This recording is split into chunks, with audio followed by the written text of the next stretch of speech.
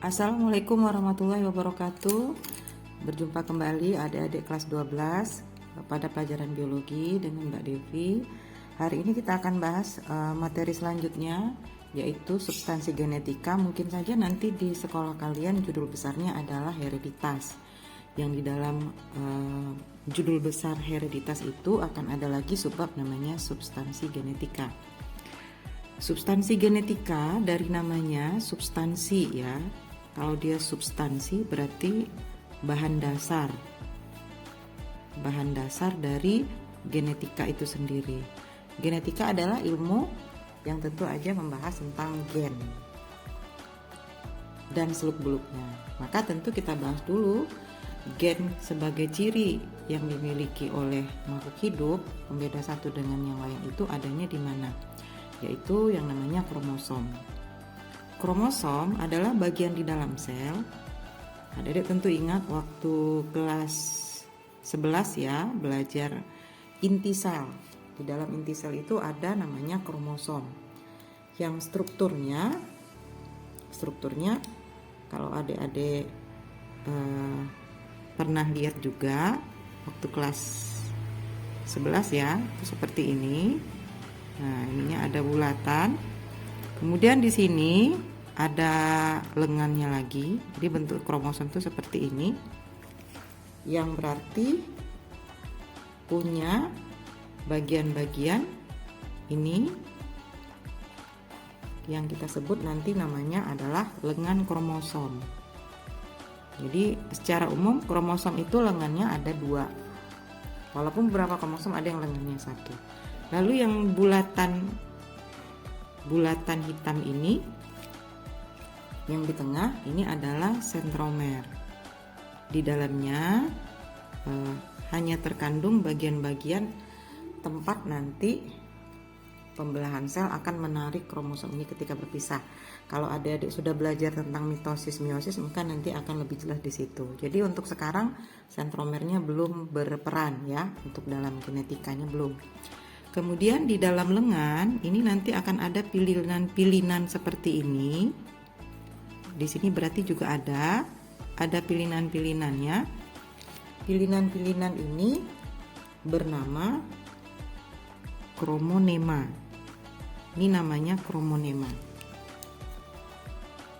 Namanya disebut kromonema. Di dalam kromonema inilah nanti didapatkan senyawa kimia, ini tempat ya, yang bernama DNA, yang nanti potongan-potongan DNA itu kita namakan gen. Jadi Mbak bikin aja di situ DNA gen, walaupun sebenarnya nggak semua DNA itu akan jadi gen, potongannya ya. Yang jelas gen itu komposisinya senyawa DNA. Kemudian biasanya DNA ini di ujung-ujungnya itu ada yang disebut bagian membuat supaya si DNA ini stabil. Ini maksudnya yang ini ya. Nah, ini maksudnya yang pilihan ini. Ujung-ujung dari DNA ini ada bagian yang membuat DNA ini stabil. Mungkin kalian bisa bayangkan dengan tali sepatu yang ujungnya ada pengeras gitu. Ini namanya telomer. Jadi kalau tali sepatu kan ujungnya itu ada kayak keras gitu ya. Yang kalau itu lepas pasti tali sepatu kalian berhamburan. Nah, sama kromosom juga dalam DNA ada bagian telomer. Orang yang sudah meninggal telomernya ini tambah kecil. Orang yang masih muda telomernya masih panjang. Jadi itu nanti berpengaruh dengan umur sel ya, tua atau tuanya suatu sel, itu telomer. Ini ya secara umum struktur dari DNA. Berarti di dalam sentromer ini tidak ada DNA, tidak ada. Karena memang fungsinya nanti berkaitan untuk pembelahan sel. Maka dilihat dari struktur kromosom ini, fungsi dari kromosom kalau begitu apa? Kalau ditanya fungsinya, adik-adik bisa lihat dari komposisinya ini, berarti fungsinya adalah sebagai pembawa gen. Jadi dia membawa gen. Misalnya kromosom yang ada di dalam sperma, berarti di dalamnya membawa gen-gen dari seorang ayah, gen-gen yang untuk ibu tentu ada di dalam kromosom sel telur. Ya. Selanjutnya ternyata kromosom itu sendiri tergantung dari DNA yang dia bawa di dalamnya, maka dibagi menjadi 2 macam. Ada 2 macam jenis kromosom. Yang pertama namanya disebut dengan jenis autosom. Kromosom jenis autosom. Sering dinamakan kromosom tubuh ya. Kenapa? Karena ingat ya, ini pembagiannya berdasarkan gen yang dia bawa. Karena isi dari autosom itu kan tadi DNA ya. Ini adalah DNA ataupun gen-gen untuk ciri tubuh. Ini untuk ciri tubuh. Ciri tubuh tuh misalnya apa? Tinggi. Kemudian apalagi rambut keriting dan sebagainya. Itu namanya ciri tubuh. Ciri yang tidak membedakan laki-laki dengan perempuan. Maka autosom ini nanti dalam ilmu genetika diberi simbol dengan inisial A. Kalau dia inisialnya A saja, ini menunjukkan buah. Kadang diinisialkan dengan AA, maka ini menunjukkan pasang. Jadi kalau dia AA berarti maksudnya pasang, kalau A berarti buah. Lalu ada namanya kromosom kelamin. Istilahnya disebut gonosom. Ya, atau suka disebut kromosom seks. Dari namanya gonosom atau kromosom seks, kita jadi bisa simpulkan bahwa yang namanya gonosom itu berisi gen-gen untuk ciri apa? Kelamin. Untuk ciri kelamin, ciri pembeda laki-laki dengan perempuan. Nah, misalnya apa? Oh, perempuan punya ovarium, oh laki-laki punya testis, itu harus ada gennya. Maka beradanya gen untuk testis, gen untuk munculnya ovarium, dan ciri kelamin lainnya itu adanya di kromosom seks. Laki-laki juga jadi punya kumis gitu ya. Itu juga cirinya ada di kromosom jenis gonosom. Sehingga nanti ini disimbolkan dengan huruf X pada manusia ya, disimbolkan dengan X. Beberapanya lagi Y. Kalau dia dalam bentuk buah. Nah, kalau pada perempuan sepasangnya dibikin X. Ini untuk wanita. Kalau dia laki-laki sepasang di tubuhnya ini dibikin dengan simbol XY.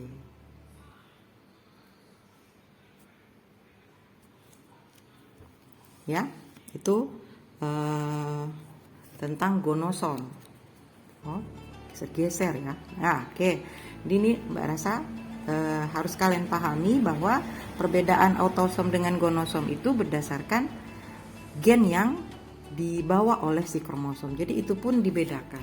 Sehingga menentukan komposisi kromosom ada istilah nanti namanya kariotip. Kariotip itu adalah komposisi kromosom pada sel. Kita lihat dulu kalau kariotip sel tubuh. Kenapa berbeda? Karena sel-sel di tubuh kita ternyata jumlah kromosomnya ada yang tidak sama. Kita lihat dulu komposisi sel tubuh. Pada sel tubuh, komposisi kromosomnya disebut senilai 2N. Istilahnya itu diploid ya. Artinya dia punya pasangan. Beda dengan nanti sel kelamin hanya N, berarti nggak punya pasangan. Jadi 2N. Yang nilai 2N-nya pada manusia adalah 46. Jadi satu sel tubuh kita itu jumlah kromosomnya 46. Yang mana sih sel tubuh? Contohnya sel otot, sel tulang, sel kulit. Maka itu disebut sel tubuh. Pokoknya sel selain sperma dengan ovum. Maka kariotipnya pada laki-laki dan pada perempuan itu tidak sama. Kita lihat dulu sel ototnya laki-laki ya. Totalnya harus 46. Sementara isi dari 46 ini harus ada autosomnya, harus ada gonosomnya. Jadi di sel otot ada autosom, ada gonosom. Memang tidak dimunculkan kelamin ya di sel otot, tapi gennya ada. Jadi komposisinya apa dong kalau gitu? Isi dari sel itu ada autosom.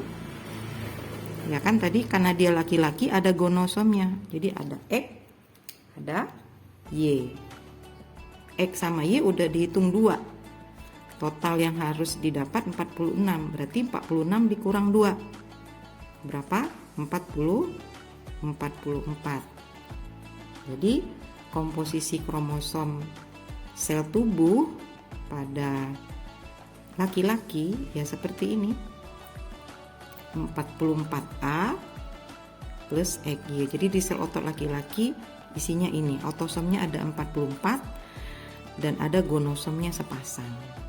Jadi caranya kalian menghitung autosom ya dikurang 2 aja, karena pasti gonosom itu sepasang kalau di sel tubuh.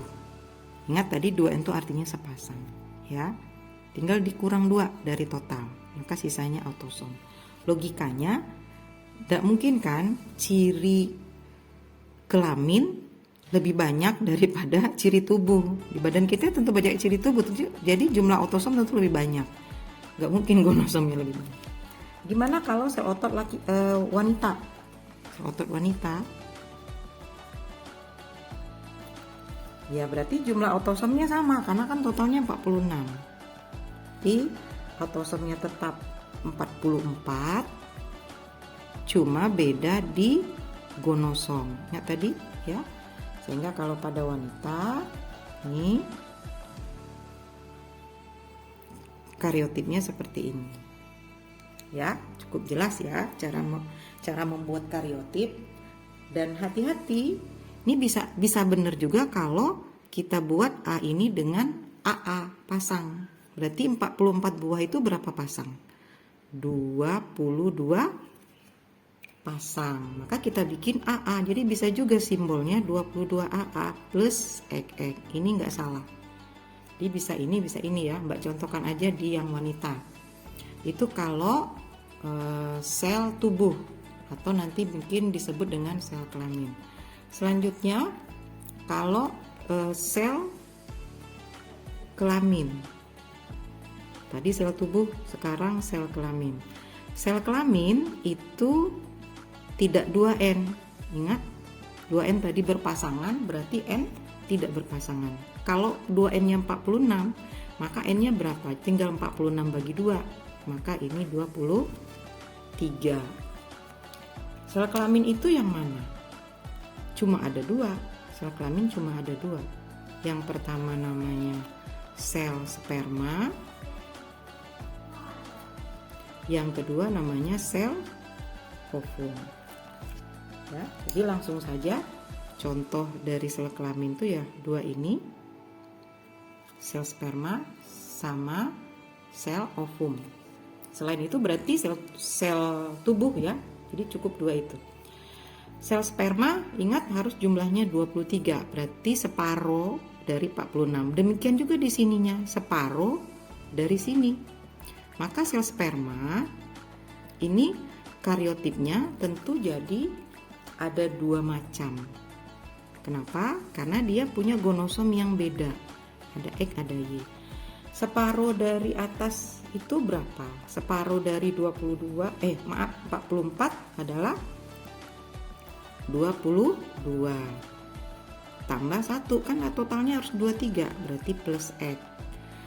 Bisa juga sperma itu membawa autosom 22, yang satunya bersama Y. Jadi sperma ada 2 jenis. Ada yang membawa X, ada yang membawa Y. Sementara ovum ya, ovum separuh dari ini ya. Ya, berarti sama. 22 plus egg. Ya, ini untuk ovum 22A plus egg, sementara kalau sperma ada 2 jenis. Berarti adik-adik bisa melogikakan seperti ini. Kalau sperma, ini bayangkan sperma besar ini. Nah, ini ekornya.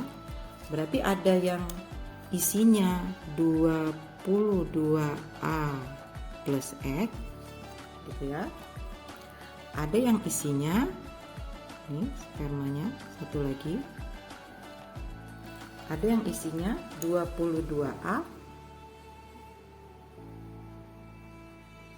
bersama Y. Itu kalau sperma. Sementara kalau ovum, ini ya, kita bikin di bawah ini. Oh, nggak kelihatan, maaf. Itu, jadi sperma ada 2 macam, ada yang bawa egg, ada yang bawa Y. Sementara kalau ovum isinya cuma satu jenis, 22A bersama egg. Nah ya, kira-kira seperti itu tentang kromosom. Selanjutnya, ini sebenarnya bisa kalian logikakan juga. Berarti kalau yang menang persaingan nanti adalah sperma yang membawa egg, kan spermanya nanti banyak tuh. Lalu ternyata yang menang persaingan adalah yang membawa egg, misalnya yang ini ya, kita beri tanda panah. Ternyata yang menang persaingan adalah yang ini. Dia yang berhasil membuahi ovum ini. Kalian tinggal lihat egg tambah egg. Maka nanti anak yang lahir egg apa? Perempuan. Kalau yang menang persaingan dalam memperebutkan telur nanti adalah sperma yang Y, maka tentu anak yang lahir nanti adalah laki-laki. Ya. Sehingga memang penentuan jenis kelamin anak itu memang hanya dipengaruhi oleh sperma yang menang. Jadi penentuannya sudah dimulai saat pertama kali fertilisasi yang membuahi telur yang mana. Kalau si ibu sudah hamil itu sudah jelas ada jenis kelaminnya, nggak bisa lagi diubah. Jadi merencanakannya sebelum istri hamil. Ya, oke. Itu aja tentang kromosom. Terima kasih. Mudah-mudahan kalian jadi lebih paham tentang kromosom. Nanti di video selanjutnya akan kita bahas bagaimana itu DNA. Assalamualaikum warahmatullahi wabarakatuh.